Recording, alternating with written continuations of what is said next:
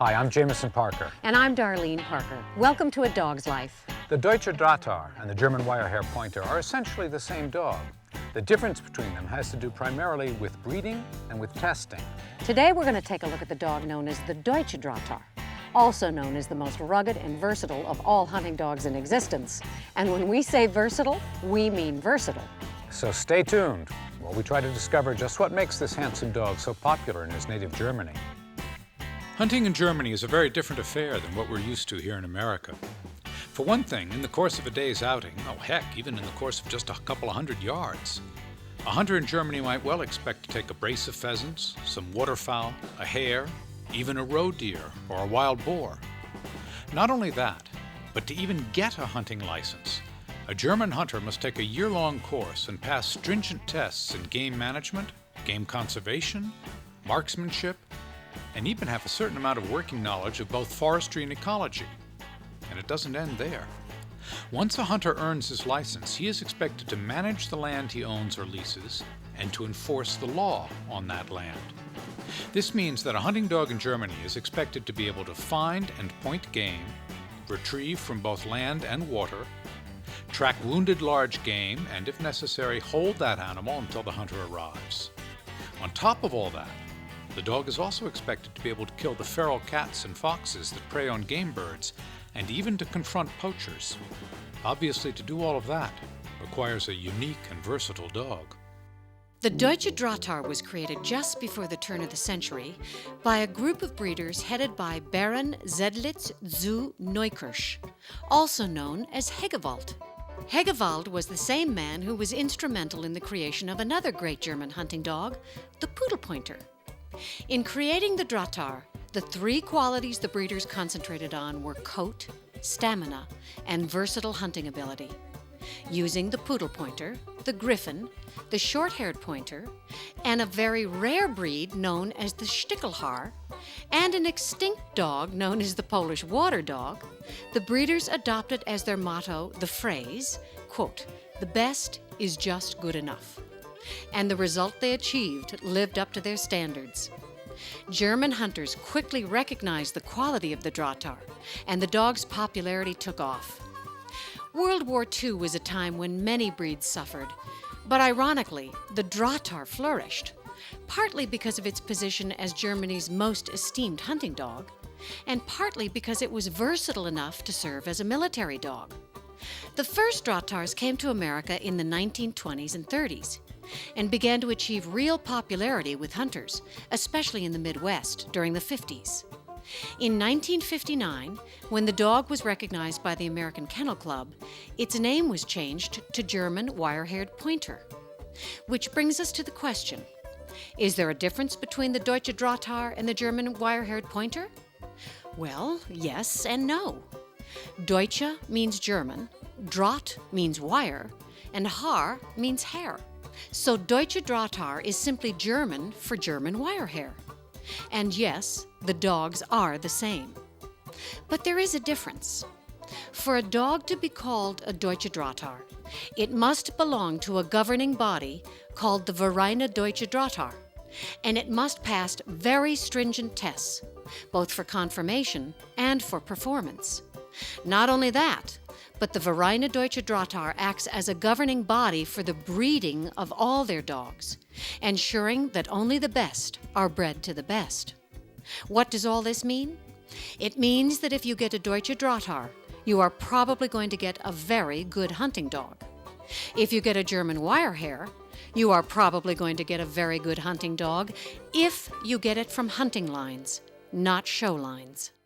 The Encyclopedia of North American Sporting Dogs describes the German Wirehair as powerfully built. Other people have described it as the Jeep of pointing dogs.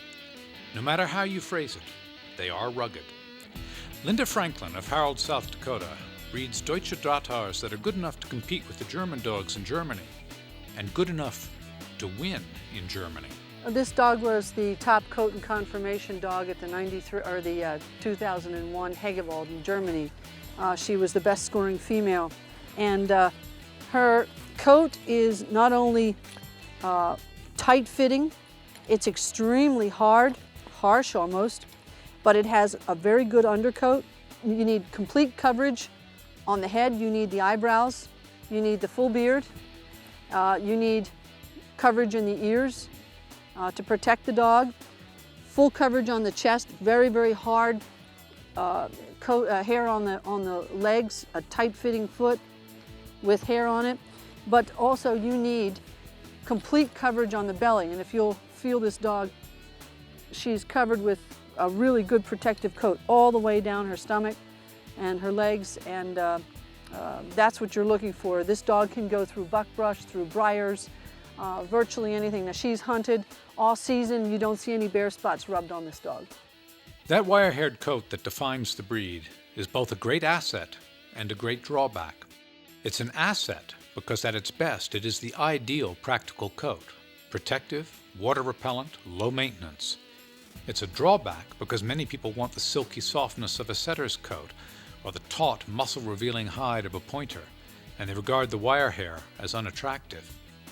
To my eye, the ideal wire hair coat is not only utilitarian, but beautiful as well, in the same way that a fine shotgun may be both a tool and a work of art.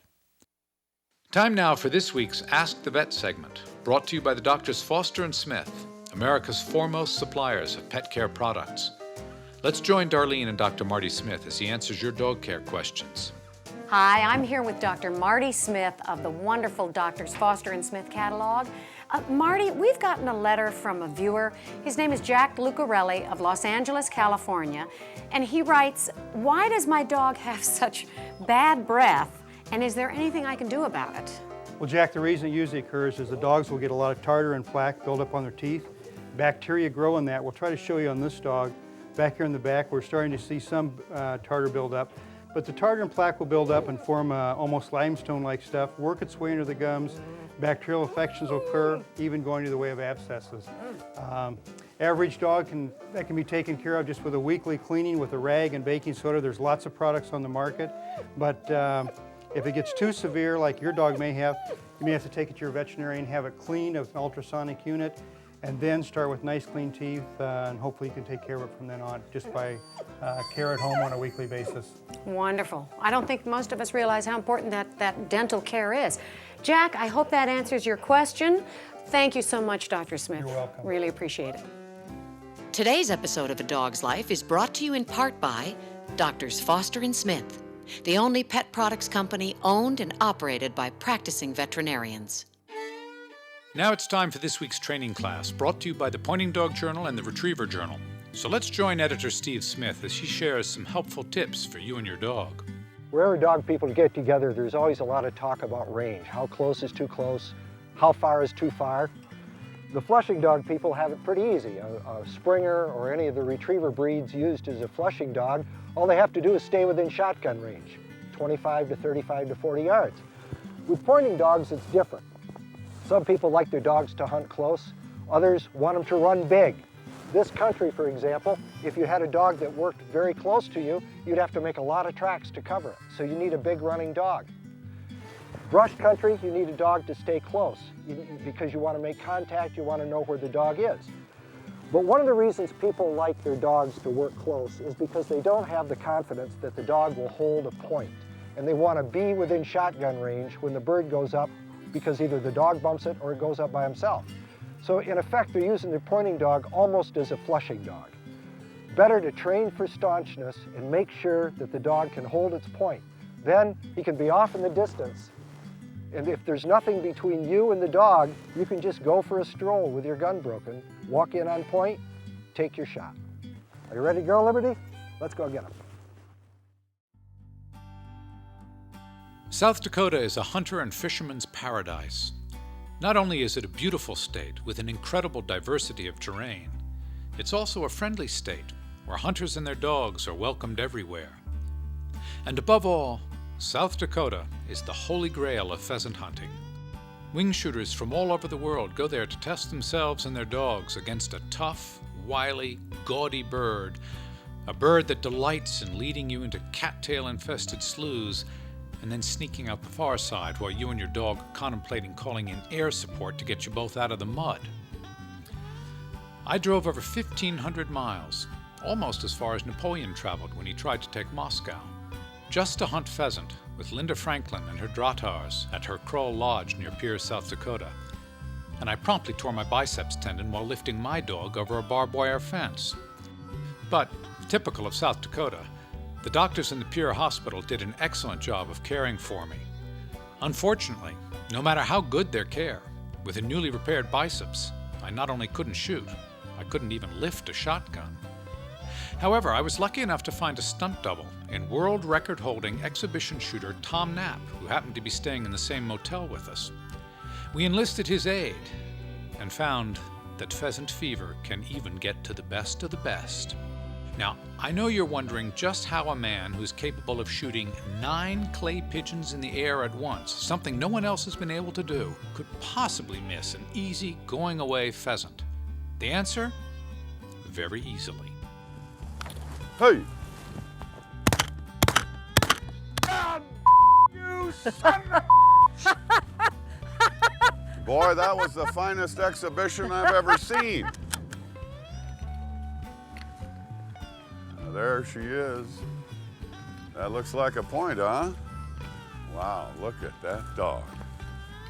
That is beautiful. Go ahead. Go. Nice shot.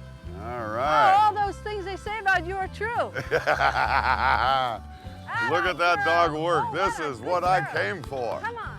That's my girl. Here. Beautiful. Come. Good girl. You're a good girl. That's a wonderful. girl. Nice shot. Well, what a beautiful bird that is, too. South Dakota gold. Yep. Lynda, of all the different pointing breeds, you know, I mean, boy, there's some class acts out there. How come you choose the draughtar?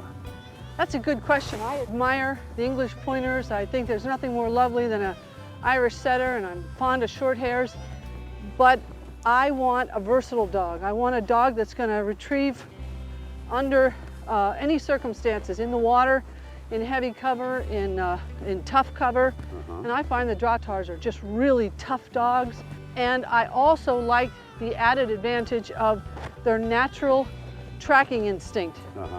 We don't lose many crippled birds. The dogs just are terrific trackers.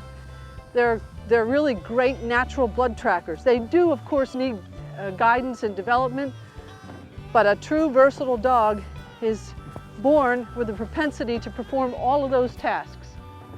And that's why I like a draughtar. They fit my hunting style, they hunt for me. They're one of the only dogs I've ever hunted behind that consistently make me believe that they're hunting to please me more than they're hunting for themselves.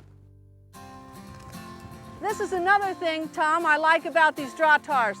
She'll get down here and root out these cattails, but yet she'll go right out in the field and point a bird. Is that a fact? Never miss a beat. That's beautiful.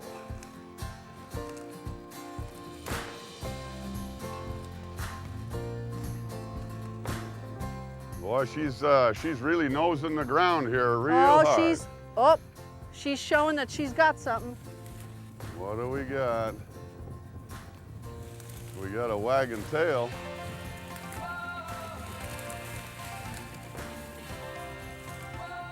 I'm gonna hang back just a little bit because those birds in this wind, they really like to come back over your head. There he goes, take him. Hey, good shooting, Lynda. Thank you. Wow. Look at that dog go through that water. Atta girl. All right, Leica. All right. Good girl. That's a good girl. That's a good girl. Lynda, that was incredible. And I can tell that you are a hunter. I saw something there very incredible. That bird got up between us, yes, and it went behind you. And of course, it went right through that sun. Now, I saw you look directly at the bird, but instead of going all the way around and having to do a 3/4 turn with your gun safely pointed in the air, you then came back around to your left side, leveled off, and track that bird across the pond. That is a hunter. Well, thank you so much. That's incredible. You know, a lot of guys and a lot of gals would have turned that 3/4 turn around, and that can even tangle up your feet in this heavy cover. Yeah. And it's, anyway, you did it. Well, perfect. Thank you very much. All right, come on, let's go get some more birds. Everything about this dog is directed toward making it an efficient hunting dog. And of course, it doesn't matter if your dog has all the talent in the world. If he is not physically capable to do the job, if he doesn't have the coat to help him in the heavy cover, or the wire coat underneath or on the legs to help him through heavy brush or ice to protect himself, if his muzzle isn't long enough, he can't grasp big game to retrieve it. If his bite is not correct, the females certainly can't care for their young. They can't bite the umbilical cord off, and they can't retrieve game properly if their bite is incorrect. Their eyes have to be a certain way. They can't be ectrophic or entrophic with their eyes, because when they hunt, the seed will get in there and irritate them. Sure. Everything about that dog, the shoulder height, the proportion, the power in the rear end, the angulation in the front, the way they move, it's all designed to make the dog the ultimate efficient hunting machine. Yes. Yeah. Should you get a Drottar? Is it the dog for everyone? Because I like these dogs so much, it's very tempting for me to say, oh yes, absolutely. But in fact, the Drottar is not the dog for everyone. The drive and determination that make them such marvelous hunters also mean that they need firm handling. Not a heavy hand or a rough approach, I don't mean that. I mean that this is a dog that needs firm, unequivocal leadership coupled with patience and affection. If you hunt many different kinds of birds in many different kinds of terrain, from woodcock to Canada geese, and you like a methodical, close-working pointer, then you should consider one of these wonderful dogs.